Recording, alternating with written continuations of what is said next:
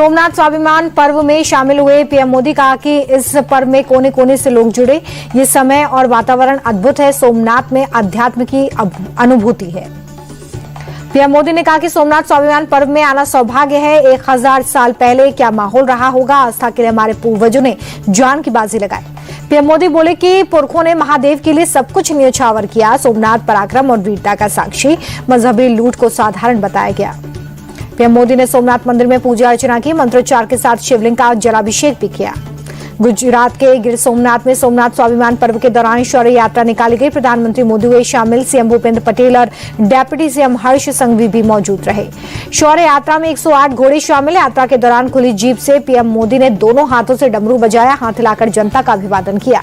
सोमनाथ स्वाभिमान पर्व के समापन समारोह में बोले गुजरात के डेप्यूटी सीएम हर्ष संघवी, सोमनाथ कोई साधारण मंदिर नहीं, गजनवी बिखर गया। सोमनाथ आज भी अजय है, अटूट है। सोमनाथ के बाद राजकोट पहुंचे PM Modi. Vibrant Gujarat summit और 13 नए स्मार्ट इंडस्ट्रियल स्टेट के उद्घाटन में शामिल हुए। कहा कि भारत का विकास दुनिया के लिए नजीर बनकर उभरा। पीएम मोदी ने इंफ्रास्ट्रक्चर के साथ बेहतरीन वर्कफोर्स को भी बताया जरूरी। कहा कि पिछले 11 सालों में भारत ने अपनी ग्रोथ रेट को दोगुना किया। बंगाल में नेता विपक्ष शुभेंदु अधिकारी पर अटैक को लेकर गृह मंत्रालय गंभीर। पूरे मामले की डिटेल रिपोर्ट मांगी। वीडियो फुटेज के आधार पर हो सकती है कार्रवाई। शुभेंदु अधिकारी पर हमले को लेकर बीजेपी आग बबूला। रविशंकर प्रसाद बोले कि बंगाल में दीदी के इशारे पर खुलेआम गुंडाराज, आरोपियों को बचाने में लगी पुलिस। ममता बनाम ईडी पर भी बीजेपी का सवाल पूछा, उन्हें सरकारी काम में बाधा डालने का अधिकार किसने दिया। बंगाल बीजेपी अध्यक्ष समीर भट्टाचार्य का आरोप, आईपैक विवाद से ध्यान भटकाने के लिए हमले की कोशिश हुई। बिहार चुनाव में हार को लेकर तेजस्वी यादव का बड़ा आरोप। कहा कि छल कपट के जरिए लोकतंत्र को हराया, एनडीए को मशीन तंत्र से मिली जीत।